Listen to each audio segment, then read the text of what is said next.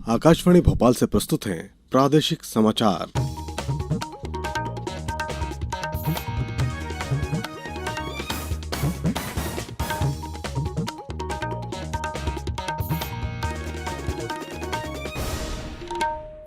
नमस्कार, समाचारों के साथ मैं शरद बाघेला। सबसे पहले इस बुलेटिन के मुख्य समाचार। एपीडा ने मोटे अनाजों से बने रेडी टू ईट उत्पादों की बिक्री शुरू की। केंद्रीय उपभोक्ता संरक्षण प्राधिकरण ने आम लोगों को वायरलेस जैमर नहीं बेचने की सलाह दी। माध्यमिक शिक्षा मंडल द्वारा कक्षा 10वीं और 12वीं की पूरक परीक्षा की तिथि घोषित की। और आईपीएल में आज दिल्ली कैपिटल्स का सामना लखनऊ सुपर जायंट्स से होगा। वहीं एक अन्य मुकाबला सनराइजर्स हैदराबाद और चेन्नई सुपर किंग्स के बीच होगा। अब समाचार विस्तार से। प्रधानमंत्री नरेंद्र मोदी की जर्मनी, डेनमार्क और फ्रांस की 3 दिन की आधिकारिक यात्रा कल से शुरू हो रही है। ये इस वर्ष प्रधानमंत्री की पहली विदेश यात्रा होगी। यात्रा के पहले चरण में प्रधानमंत्री राजधानी बर्लिन में जर्मन चांसलर ओलफ शोल्स के साथ वार्ता करेंगे। दोनों नेता छठे भारत जर्मनी अंतर सरकारी परामर्श बैठक की सह अध्यक्षता भी करेंगे। यूरोप यात्रा के दूसरे चरण में श्री मोदी डेनमार्क के प्रधानमंत्री मेट फ्रेडरिक्सन के निमंत्रण पर कोपनहेगन जाएंगे। दूसरे भारत नॉर्डिक सम्मेलन के दौरान आइसलैंड, नॉर्वे, स्वीडन और फिनलैंड के प्रधानमंत्रियों के साथ संवाद करेंगे। यात्रा के अंतिम चरण में प्रधानमंत्री कुछ समय के लिए पेरिस में रुककर फ्रांस के राष्ट्रपति इमैनुअल फ्रैंको से मुलाकात करेंगे। केंद्रीय उपभोक्ता संरक्षण प्राधिकरण ने ई कॉमर्स कंपनियों को सलाह दी है कि वे उपभोक्ताओं को वायरलेस जैमर की ना तो कोई गैरकानूनी तरीके से बिक्री करें और न ही इसकी सेवा उपलब्ध कराएं। उपभोक्ता मामले मंत्रालय ने बताया कि भारतीय टेलीग्राफ अधिनियम 1885 या भारतीय वायरलेस टेलीग्राफ अधिनियम 1933 के तहत अनुमति या लाइसेंस के बिना किसी भी वायरलेस उपकरण की बिक्री और इसका उपयोग गैरकानूनी है। मंत्रालय ने कहा कि केंद्र सरकार के दिशा निर्देशों के अनुसार जैमर रखने की अनुमति असाधारण परिस्थितियों में ही दी जा सकती है, जिसके लिए मंत्रिमंडल सचिवालय के सुरक्षा सचिव का अनुमोदन आवश्यक है। दूरसंचार विभाग ने ऑनलाइन माध्यम से वायरलेस जैमर की अवैध बिक्री या इसे उपलब्ध कराने के विरुद्ध 21 जनवरी 2022 को भी परामर्श जारी किया था।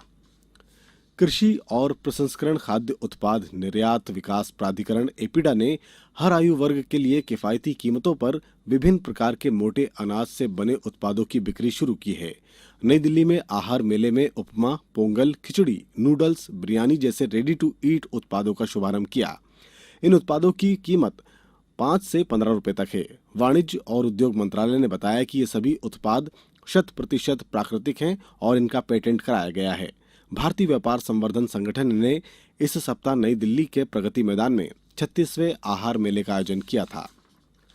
खंडवा शहर में पेयजल वितरण व्यवस्था को सुचारू रूप से लागू करने और सभी 50 वार्डों में पेयजल आपूर्ति सुनिश्चित करने के लिए निगम आयुक्त श्रीमती सविता प्रधान ने गश्ती दलों का गठन किया है।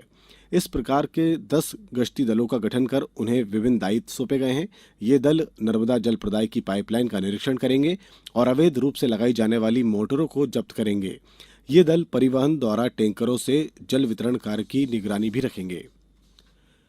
राज्यपाल श्री पटेल ने कहा है कि आधुनिकता के लिए विज्ञान और प्रौद्योगिकी के साथ प्रगतिशील सोच भी जरूरी है, जो हर वर्ग की बराबरी और भाईचारे के साथ समाज को आगे बढ़ाए। राज्यपाल श्री मंगूभाई पटेल पीपल्स विश्वविद्यालय द्वारा आयोजित दीक्षांत समारोह को संबोधित कर रहे थे। उन्होंने कहा कि विश्वविद्यालयों का दायित्व है कि राष्ट्रीय शिक्षा नीति अनुरूप शैक्षणिक गुणवत्ता, व्यावसायिक दक्षता, अनुसंधान और मौलिक शोध के अनुकूल वातावरण बनाएं। इस अवसर पर राज्यपाल ने शोधार्थियों, उपाधि और पदक प्राप्तकर्ताओं को पुरस्कृत किया। इंदौर में चल रहे 3 दिवसीय मध्यप्रदेश ऑटो शो का कल समापन हो गया। कार्यक्रम के मुख्य अतिथि औद्योगिक नीति और निवेश प्रोत्साहन मंत्री राजवर्धन सिंह दत्तीगांव थे।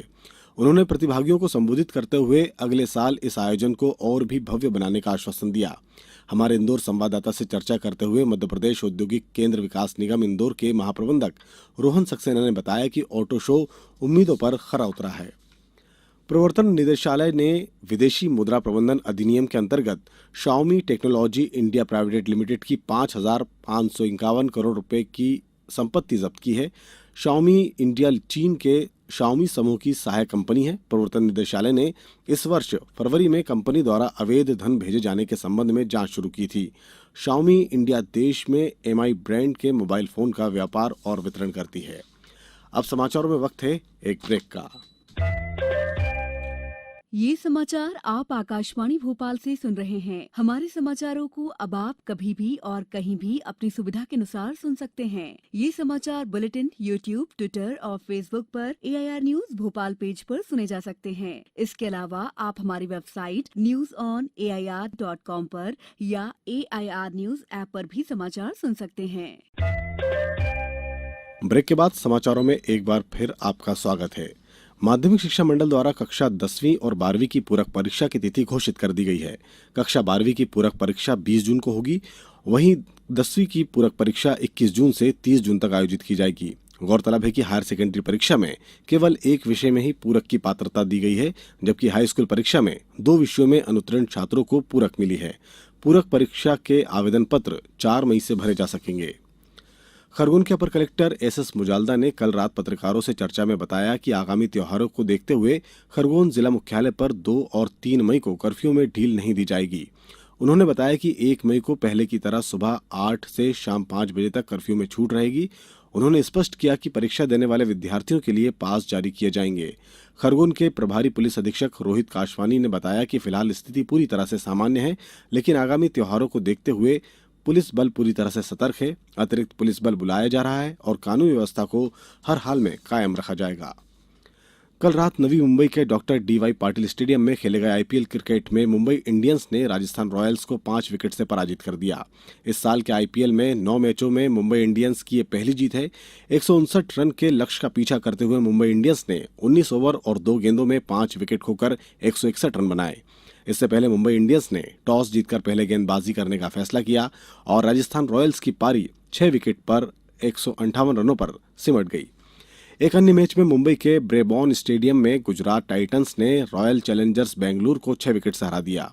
171 रनों का लक्ष्य का पीछा करते हुए गुजरात टाइटंस ने 3 गेंद शेष रहते लक्ष्य हासिल कर लिया। इससे पहले रॉयल चैलेंजर्स बेंगलुरु ने टॉस जीतने के बाद पहले बल्लेबाजी कर 6 विकेट पर 170 रन का स्कोर बनाया। IPL में आज शाम 3:30 बजे मुंबई के वानखेड़े स्टेडियम में दिल्ली कैपिटल्स का सामना लखनऊ सुपर जायंट्स से होगा। शाम 7:30 बजे पुणे के MCA स्टेडियम में सनराइजर्स हैदराबाद का मुकाबला चेन्नई सुपर किंग्स से होगा। प्रधानमंत्री नरेंद्र मोदी ने अदालती फैसलों में स्थानीय भाषा को बढ़ावा देने का आह्वान किया है। इससे न्यायिक व्यवस्था में आम आदमी का विश्वास बढ़ेगा। कल नई दिल्ली में आयोजित राज्यों के मुख्यमंत्रियों और उच्च न्यायालयों में मुख्य न्यायाधीशों के संयुक्त सम्मेलन के उद्घाटन सत्र को संबोधित करते हुए प्रधानमंत्री ने आजादी के 75वें वर्ष पूरे होने पर न्यायपालिका और कार्यपालिका की भूमिका और जिम्मेदारी को भी स्पष्ट किया। श्री मोदी ने कहा कि अमृतकाल में देश में ऐसी न्यायिक व्यवस्था हो जिससे सबको आसानी से और शीघ्र न्याय मिले। अब कुछ समाचार संक्षेप में। सिंगरौली जिले के जियावन थाना क्षेत्र के पुलिस चौकी कुंदवार अंतर्गत लूटी गांव के कुंडनखा टोला में पुलिस ने एक आरोपी को गिरफ्तार कर उसके पास से 4 क्विंटल 30 किलो गांजा जब्त किया। इंदौर की सजल जैन ने 12वीं कक्षा के कला समूह की प्रावीण्य सूची में प्रदेश में तीसरा स्थान प्राप्त किया। वहीं महू के शासकीय मॉडल हायर सेकेंडरी स्कूल की खुशी गौड़ ने 10वीं परीक्षा में जिले में पहला स्थान हासिल किया। केंद्रीय विधि मंत्री किरण रिजिजू ने कहा है कि राज्य स्तर पर न्यायिक अवसंरचना विकास प्राधिकरण का गठन किया जाएगा। देश में कोविड टीकाकरण 189 करोड़ से अधिक पहुंच गया है। कल 23 लाख से अधिक टीके लगाए गए। मौसम विभाग ने अगले 2 दिनों के लिए देश के उत्तर पश्चिम और पूर्वी इलाकों में भीषण गर्मी की येलो वार्निंग जारी की है। अंत में मुख्य समाचार एक बार फिर। एपीडा ने मोटे अनाजों से बने रेडी टू ईट उत्पादों की बिक्री शुरू की। केंद्रीय उपभोक्ता संरक्षण प्राधिकरण ने आम लोगों को वायरलेस जैमर नहीं बेचने की सलाह दी। माध्यमिक शिक्षा मंडल द्वारा कक्षा 10वीं और 12वीं की पूरक परीक्षा की तिथि घोषित की। और IPL में आज दिल्ली कैपिटल्स का सामना लखनऊ सुपर जायंट्स से होगा। वहीं एक अन्य मुकाबला सनराइजर्स हैदराबाद और चेन्नई सुपर किंग्स के बीच होगा। आज इस बुलेटिन में बस इतना ही। दीजिए अनुमति। नमस्कार।